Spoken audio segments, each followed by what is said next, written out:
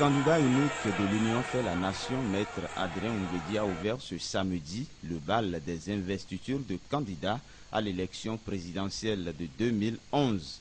Il a été en effet officiellement investi candidat au stade de l'amitié de Kourounou.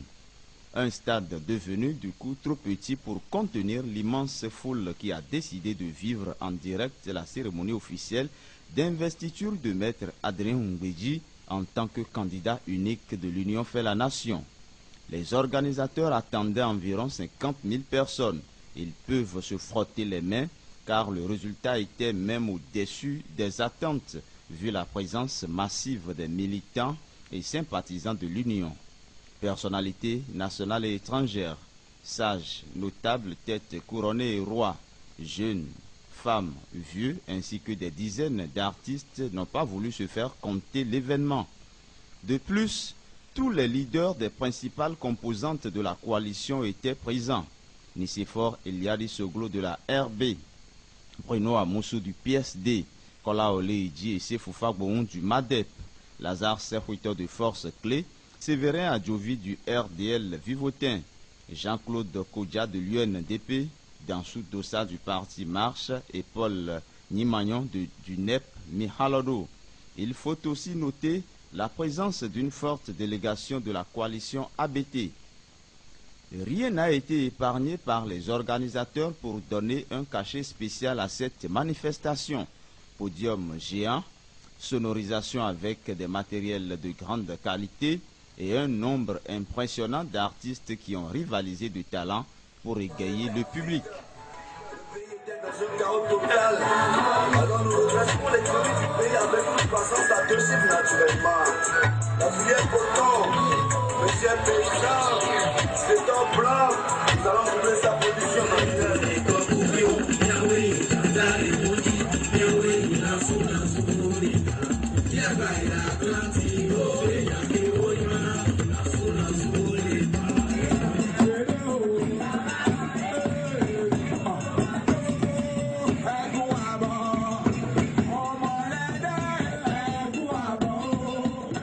Après le mot introductif de Gaston Zossou, membre du staff d'organisation, le représentant des jeunes de l'Union fait la nation et la porte-parole des femmes qui croient en l'alternance en 2011 ont réitéré leur soutien à Maître Adrien Ngwedi qui, selon eux, est l'homme qu'il faut pour remettre le Bénin sur les rails en 2011.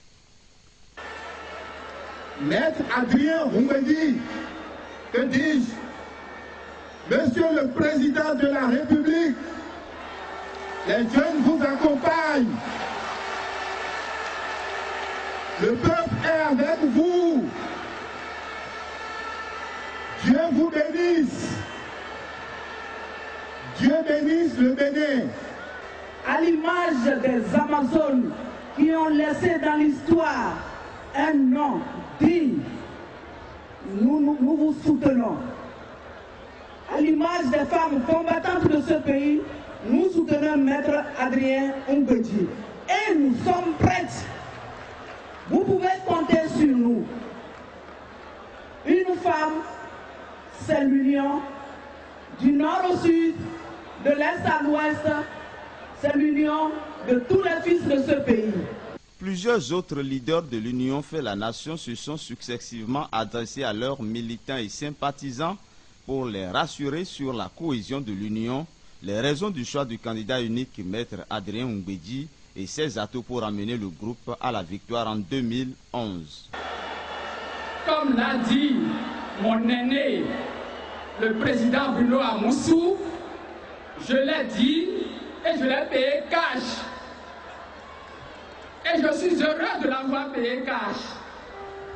Parce qu'il fallait une alternance républicaine. Et je peux dire que du Bénin à l'exil et de l'exil au Bénin, pour un combat intrépide mené par Maître Adrien Ngwedi, il mérite d'être le candidat de l'Union pour la Nation.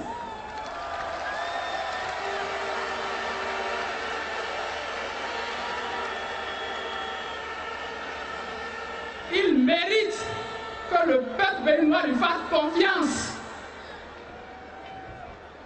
Et le nouvel élan pour la patrie, Michal Ordo, Net Michal Ordo, est prêt à l'accompagner dans ce combat patriotique. Le président Émile Delin Zissou accompagne, soutient et porte toutes ses bénédictions à l'Union fait la nation.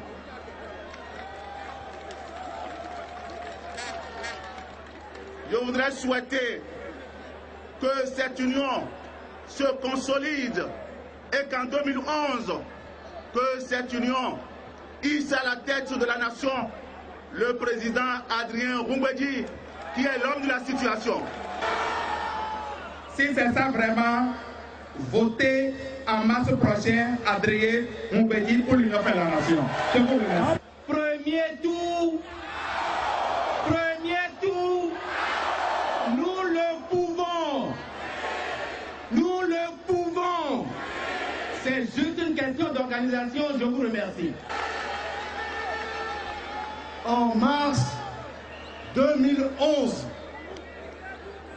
premier tour, premier tour, premier tour.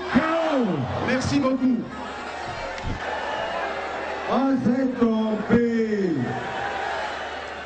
Je suis trompé, vous êtes trompé.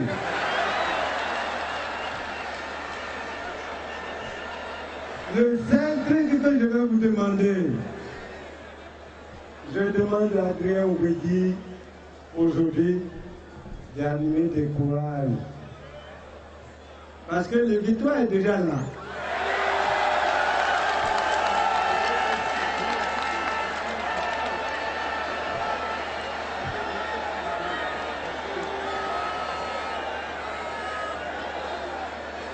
Le victoire est déjà dans notre main.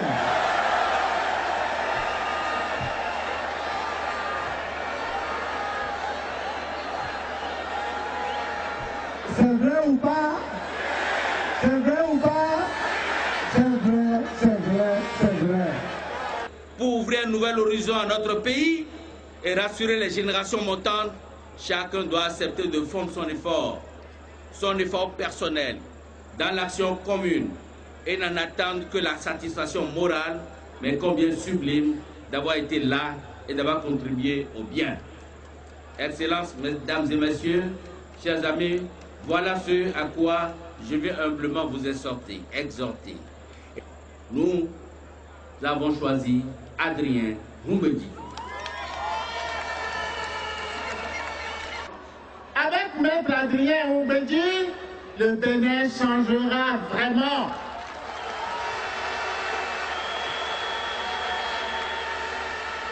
L'heure de Dieu est la meilleure, dit-on, n'est-ce pas? À présent, l'heure de nous-mêmes a sonné. L'heure de Maître Adrien Roungwedi a sonné. Avec Adrien Roungwedi, tu auras ta part. Avec Adrien Roungwedi, il aura sa part. Avec Adrien Roungwedi, elle aura sa part. Avec Adrien Roungwedi, moi aussi j'aurai ma part. Chacun d'entre vous, que vous soyez de Karimama, de Porga, de Lokosa, de Ketou, de quelque endroit que vous veniez du Bénin, vous aurez votre part. L'heure de nous-mêmes a sonné. L'heure de Dieu a sonné. Adrien Roungwedi, que Dieu te bénisse et que Dieu bénisse le Bénin. Personne n'a imaginé ce qui se passe aujourd'hui au Bénin. Nous allons par conséquent gagner pacifiquement les élections en 2011, a ajouté Bruno Amoussou avec l'humour qu'on lui connaît, alors que Nicéphore Soglo, avec sa verve habituelle, a invité le candidat unique à cultiver l'esprit d'ouverture et de tolérance. Nous sommes en fête.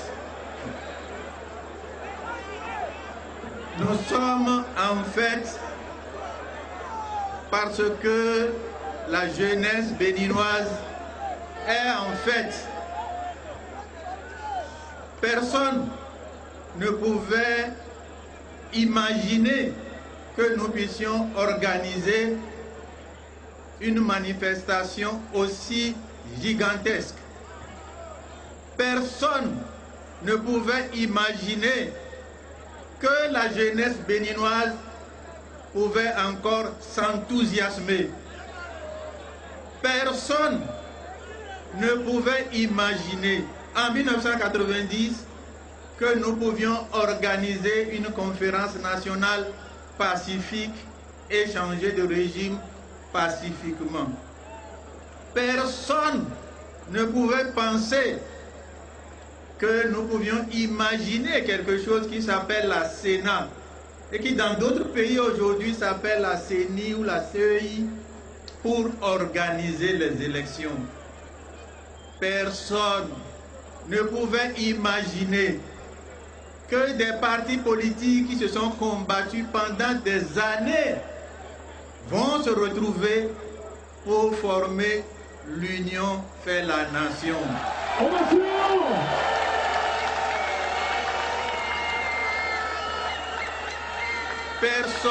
Personne ne peut imaginer ces choses-là. Et c'est ça qui est l'étonnement. Et c'est ça qui fait notre fierté. Et c'est ça qui doit faire votre fierté.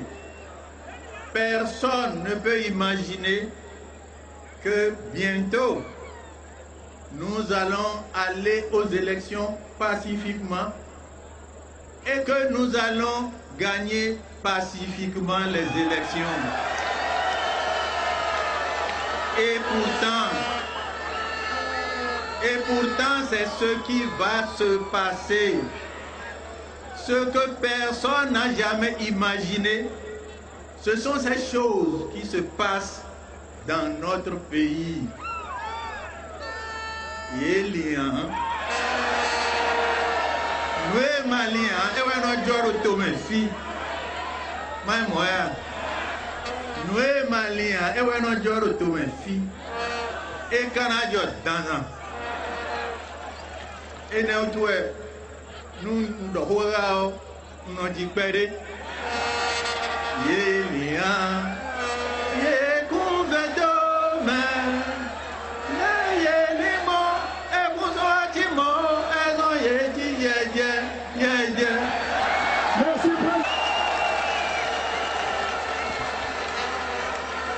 Nous avons ainsi franchi, parmi les premiers pays d'Afrique, le pas décisif de choisir un candidat unique. Le voilà, Mimatuyan, le Réguin, Adrien, c'est Bémidon, nous chicons Potenda. Voilà. Et ma bio tagromi tomea. Mimi huebe mi mango. Mina do soglo e do mo. Et ma sambea.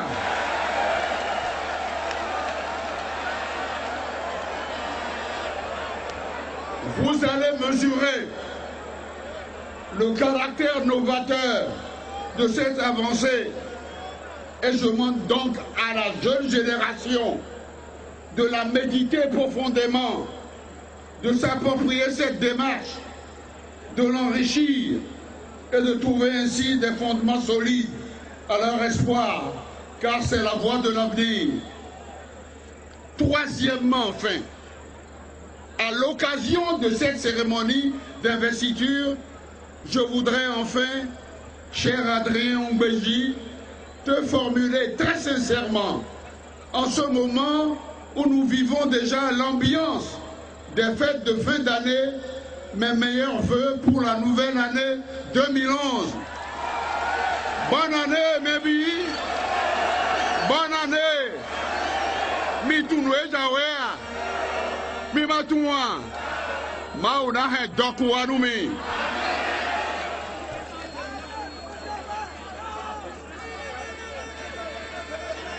Les vœux que nous formulons, c'est des vœux de victoire pour la grande entreprise commune dont tu es le porte-flambeau. C'est une lourde tâche. Pour avoir assumé ces hautes fonctions, je sais que c'est un immense fardeau. Je te souhaite donc de cultiver l'esprit de rassemblement, de discipline, d'écoute et de tolérance. Notre pays, en déliquescence, est à la croisée des chemins. Il faudra tout rebâtir, tout reconstruire. Allié Babio, Mimanabloa, Mimasogbea. Tu as choisi et tu as été choisi pour être notre porte-parole, notre chef d'équipe, notre locomotive. Nous comptons sur toi. Tu sais les réflexions profondes et les débats ô combien passionnés que nous avons animés pour qu'à ton avènement, dès le 6 avril 2011, des actions hardies soient mises en œuvre pour soulager les souffrances de notre peuple, lui redonner confiance et espoir, afin qu'il redécouvre les ressorts, l'impulsion et les forces nécessaires à la gigantesque œuvre de reconstruction nationale. Nous, Mimagba, nous ne vous solo, nous le toé la main. Mi bon aligia, mi le bedoué, mi la soa, a zoé le nyabinablo, ene, et autour mi le boudoton, mi sogbea. Enfin, le candidat Adrien Ngwedi a saisi l'occasion pour dévoiler le contenu de son projet de société. Un programme qui n'occulte aucun secteur de la vie socio-économique nationale. Il s'est engagé à travailler pour relancer le pays et assurer le bien-être de tous les Béninois. Pour Adrien Ngwedi, la priorité des priorités pour son quinquennat sera la lutte contre la famine et la vie chère. L'instant solennel, Vivier, tape la main, on tape la main, l'heure de la joie de la victoire.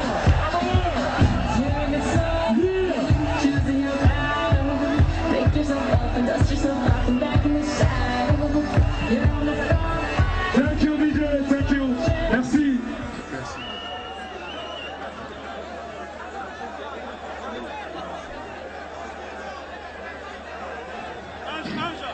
Merci. Mekele, Mikudo Bada, Mikudo Wanina, Mikudo Yei, Fouenado Ende Badan Dion, Ejomi Ganji, Domando do Fongbeme. Mekele Fouenado Ende Wejaye, Ejomi Domando da Landa Gbeme. Ó wù mí gan kí n fọ Yorùbá fún yín. Ejú omi ẹni bí máa tó gẹ̀gbẹ́ náà mi. Àmọ́ náà ṣèkú tó gbèmí tó lẹ̀ àdó kó nàdọ̀ ẹ̀ndẹ̀ ọ àgbòmọ̀kó gbogbo sẹ́lí tó ẹ̀kọ́ nàdọ̀ ẹ̀dẹ̀ fún ẹsẹ̀ fún yẹ kagbẹ́ ní Nàìjíríà.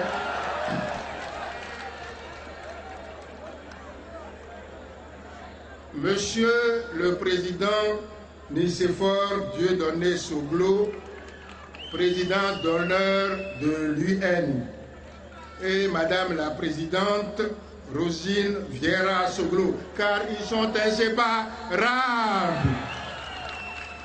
Monsieur le Président de l'Union fait la Nation, Messieurs les présidents et chefs de parti, ainsi que les représentants des partis politiques ici présents, honorables députés, messieurs les maires, distingués invités, chers amis, permettez-moi de remercier d'abord et de louer le Très-Haut, celui qui veille sur le Bénin et sur chacun de nous avec la fidélité de son amour et de sa miséricorde infinie. Oui, le Seigneur a fait pour nous des merveilles, que son nom soit loué. Amen. Amen. Je voudrais ensuite dire merci à vous tous, messieurs les présidents et chefs de parti, avec une mention toute spéciale pour notre président d'honneur, le président Nicéphore Dieudonné Souglo, ainsi que son épouse, Madame Rosine Vieira Souglo. Leur grandeur d'âme a ouvert le chemin de la réconciliation du peuple béninois avec lui-même. Elle a contribué à consolider notre unité. Et c'est dans cette logique de réconciliation et d'unité que s'inscrit la récente adhésion de l'UNDP à l'un. L'UNDP dont chacun sait que le fondateur est le président Émile Derlin Zinsou, que je salue avec respect et affection. Mention toute spéciale aussi, sa modestie dut-elle en souffrir, mention toute spéciale à notre président, le président Bruno Amoussou, homme d'État, homme de conviction, dont l'habileté politique inoxydable au service d'une haute vision des enjeux nous permet de tisser jour après jour la toile de ce grand rassemblement. Mention spéciale à vous aussi, Monsieur le Président Sefou Fagoum, Monsieur le Président Léadi Vinayon Soglo, Monsieur le Président Antoine Idjikolaole, Monsieur le Président Lazare Servetor, Monsieur le Président Séverin Adjovi, Monsieur le Président Dansou Dossa, Monsieur le Président Jean-Claude Kodia, Monsieur le Président Nimavo, Monsieur le Président Alia, Monsieur le Président Agua, j'en oublie sûrement et je prie ceux que j'aurais omis de bien vouloir m'excuser. L'union est une chaîne d'union. Et dans cette chaîne d'union, chaque maillon est essentiel. Chaque maillon fait la force de l'ensemble. Messieurs les présidents, que je vous ai cités ou que j'ai oublié de vous citer, sachez que vous êtes tous essentiels. Et c'est beau, c'est magnifique, c'est merveilleux que vous soyez tous ici présents. Je dis un grand merci aux représentants du corps diplomatique, aux délégations amies, venues tout spécialement d'Afrique, de France, d'Europe, d'Amérique et même d'Asie. Merci à vous, les médias. Votre présence à tous témoigne de l'intérêt tout particulier que vous portez à la démocratie béninoise. Merci à tous les responsables de l'Union fait la nation à différents niveaux, au comité d'organisation et à son dynamique président. Merci à vous, militants. Vous avez parfois parcouru une longue distance pour être ici. Vous êtes là depuis des heures et des heures. Merci pour votre mobilisation. Merci à toutes les femmes présentes. Il y a la mienne aussi qui est quelque part perdue dans la masse. Merci Adélaïde. Merci à toutes les femmes, dis-je. Merci à tous les jeunes et en particulier à nos jeunes ambassadeurs. Je dirais un merci tout spécial à tous les cadres béninois, membres et sympathisants de l'Union fait la nation.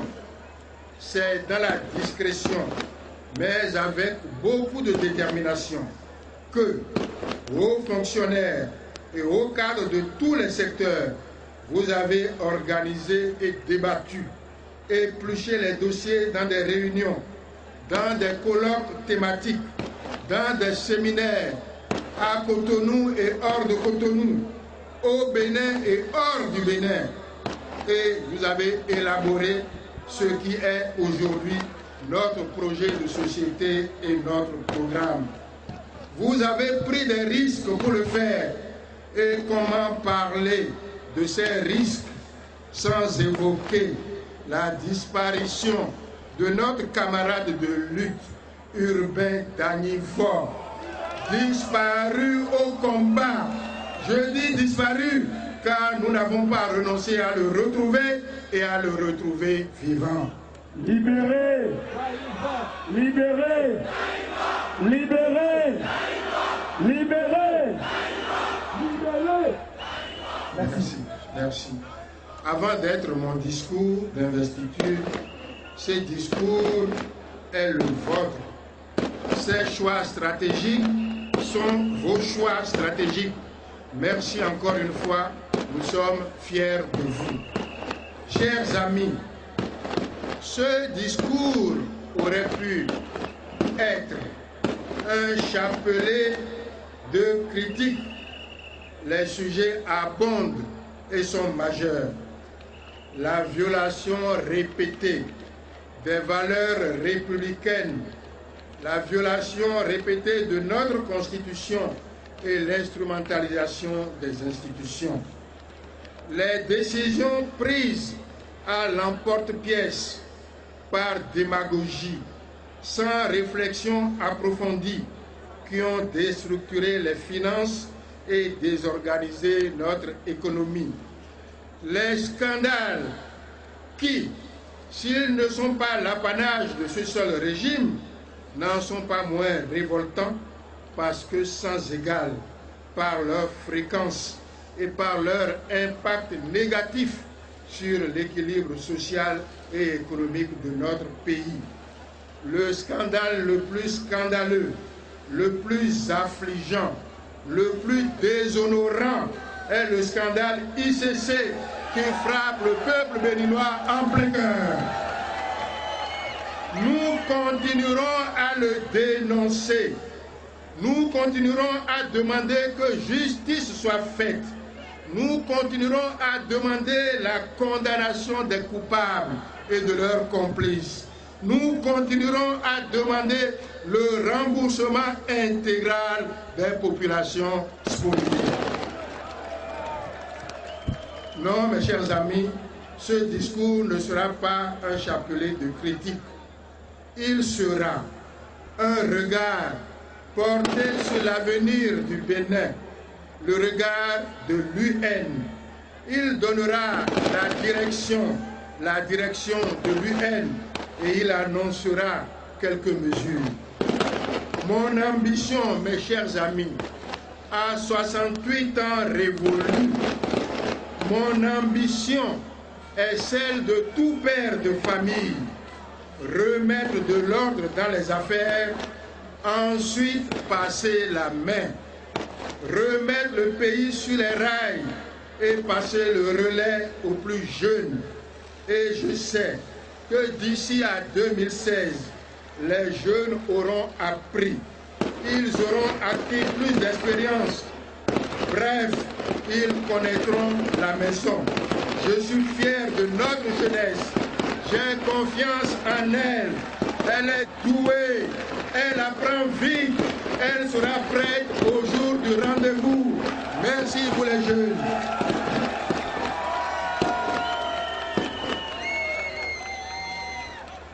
Oui, ce soir, j'aurais aimé vous parler en tout premier lieu de ma vision, de la vision de l'UN.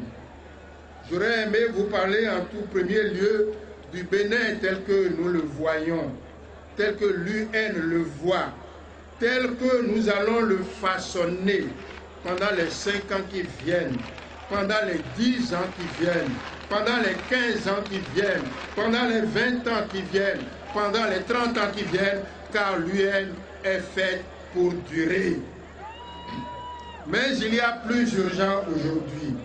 Et c'est par le plus urgent que je voudrais commencer. Chers amis, le Bénin que nous prendrons en main le 6 avril prochain est hélas,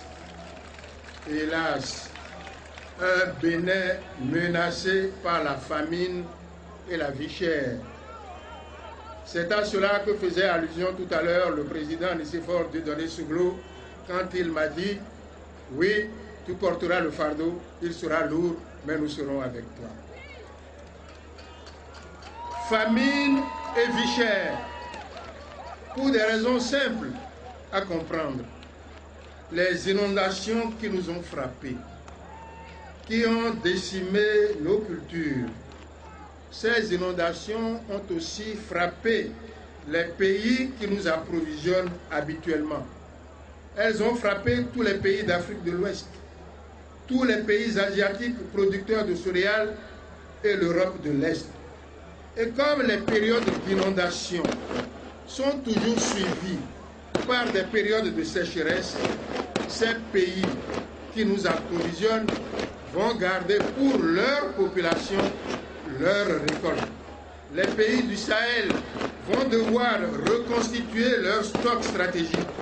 Et le 6 avril 2011, pour le Béninois moyen, manger risque donc d'être rare et cher.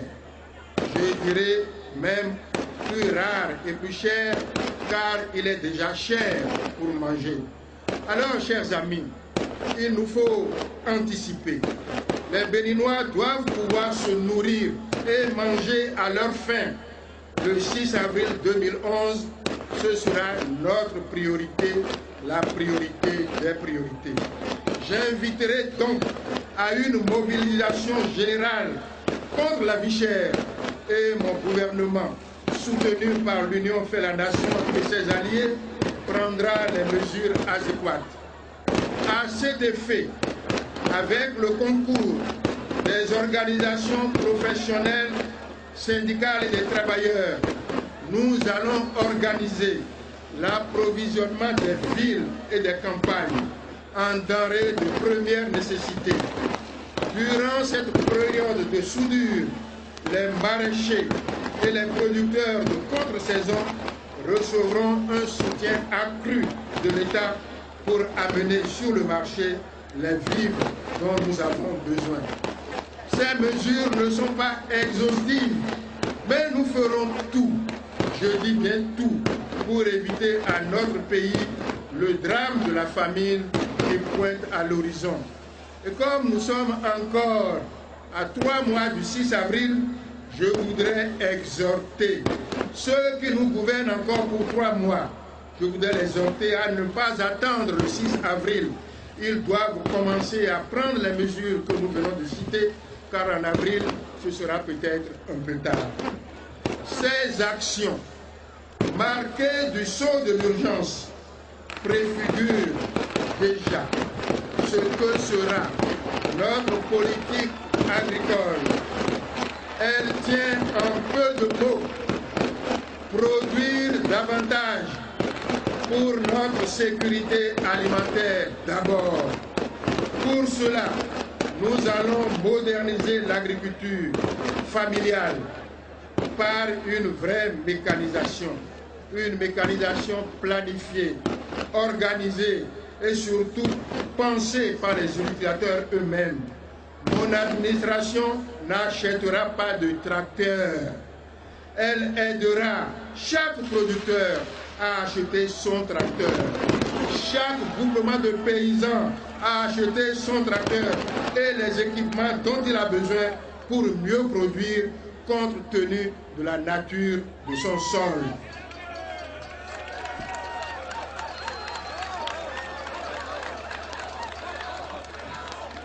Produire davantage pour exporter davantage. Le marché existe. Nos voisins ont besoin de denrées alimentaires et c'est souvent qu'ils les importent de loin. Le monde a besoin de coton, le monde a besoin de noix de cajou, le monde a besoin de produits de palmier à huile, de notre qualité.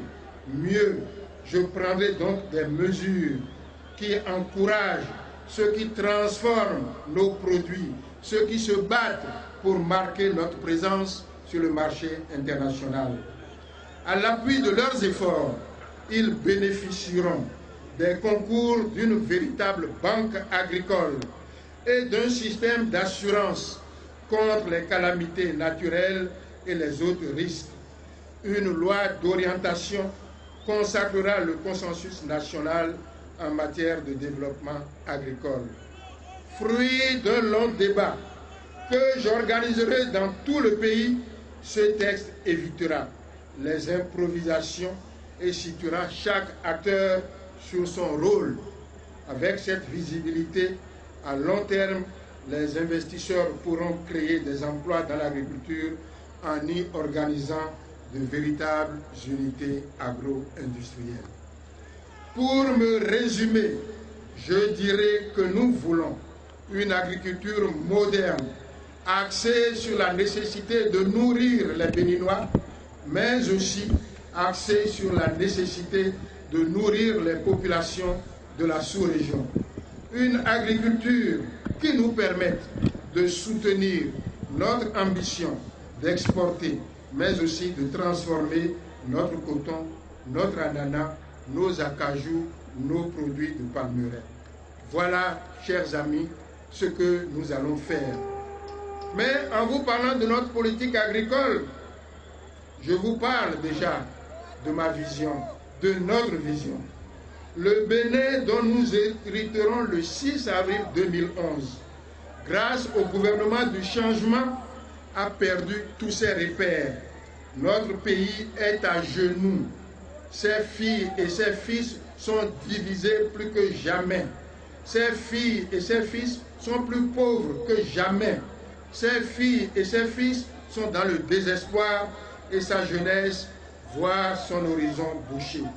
Mais nous savons qu'à plusieurs reprises, notre peuple a déchiré le voile de l'obscurité pour faire jaillir la lumière de l'espérance. À l'étonnement de ce monde tout entier, notre peuple a relevé des défis que l'on croyait impossibles. Je suis donc convaincu que notre peuple peut bâtir un Bénin qui ressemble aux Béninoises et aux Béninois. Un Bénin ancré dans ses valeurs de courage, de dévouement, de clairvoyance et d'intelligence. Un Bénin apaisé et prospère grâce à l'action concertée de l'État, du secteur privé et des collectivités locales. Un Bénin acteur reconnu, apprécié dans le monde entier, avec des Béninois fiers et dignes. Chers amis, c'est à cette exaltante tâche que je vous invite tous. Un Bénin dans lequel les Béninois ont tous accès aux soins de santé, reçoivent une éducation appropriée et contribuent pleinement à leur épanouissement personnel, au développement de leur pays et à la marche du monde. Un Bénin enfin où la gestion des solidarités permet de former une nation unie, le tout dans un environnement de démocratie, de liberté renforcée, de paix et de concorde nationale. Dans ma vision, le premier rôle appartient à l'État, car le budget, la politique budgétaire et la bonne santé des finances publiques constituent le principal outil de développement. Oui, l'État doit jouer le premier rôle dans une économie comme la nôtre. C'est son rôle, c'est le chemin qu'ont suivi les pays qui ont réussi à sortir de la misère et de la marginalisation.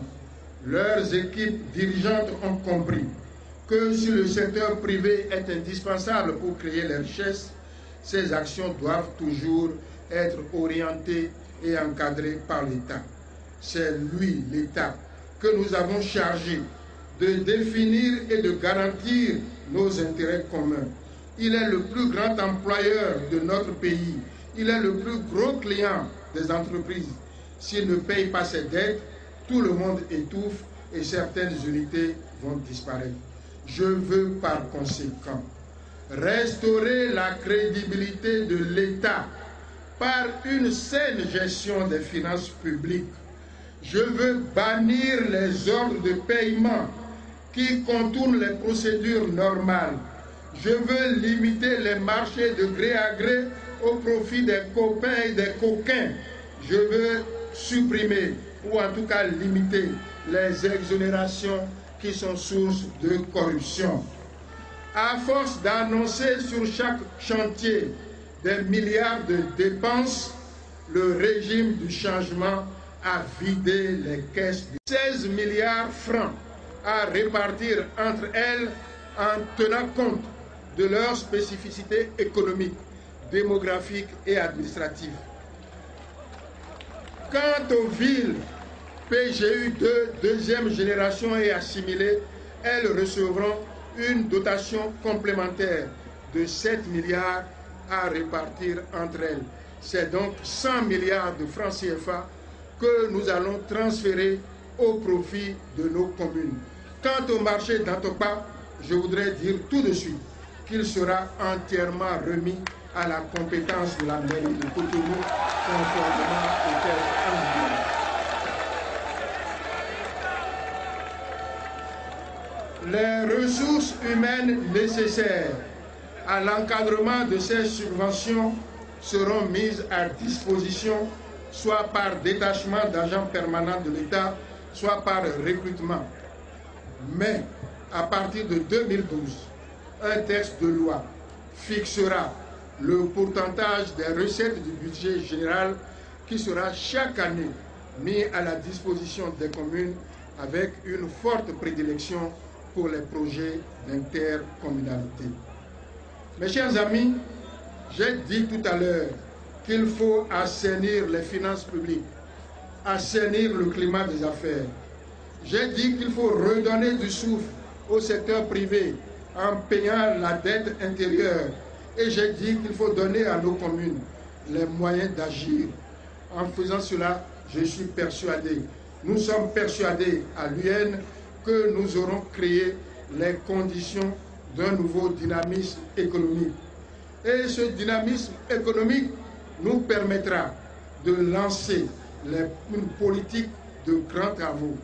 Mes chers amis, tant et tant de choses sont à faire dans ce domaine, notamment pour moderniser notre réseau routier et faciliter le transport, la circulation des personnes et des biens. Au cours des prochaines années, nous comptons faire et nous ferons la route à Kassato-Boycon